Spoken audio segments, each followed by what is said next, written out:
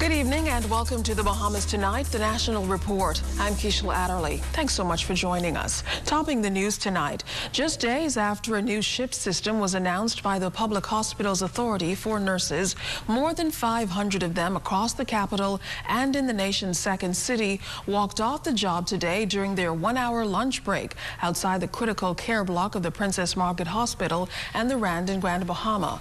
Our LaDawn Davis was there as they made it clear that they're not in favor of the adjustment.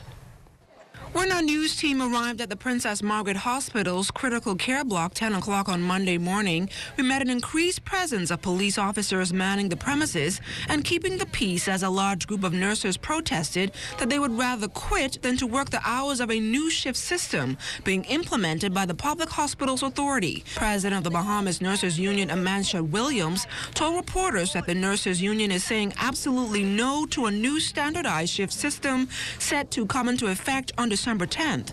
Williams says the union did not come to a conclusive agreement regarding the terms and conditions of a new shift or rostered system with the Public Hospitals Authority or signed a document to state otherwise.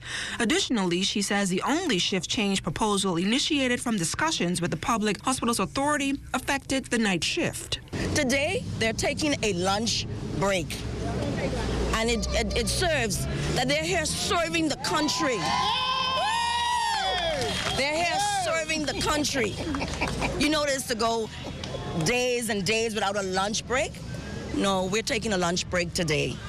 Williams says if the government wants to attract more young people into the profession, they must not only make salaries more attractive, but provide better working conditions to enhance the quality of services for the nurses provide. We have an industrial agreement.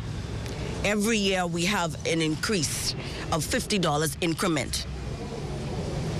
$50 when we're to the lowest. We're not asking for no extra money. We're asking for what PHA owed us and what the Ministry of Health owed the nurses. We're still battling of getting utility payments to the nurses in the Family Island.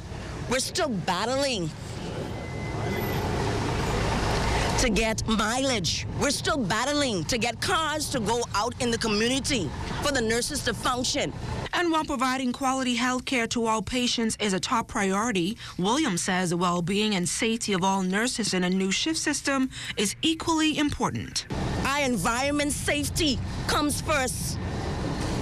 Working these shifts as parents, leaving your house at 12 o'clock in the morning endangers your life.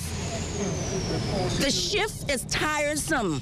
When you leave at 12 a.m., when you hand over to your colleague, handover does not finish until 2 o'clock.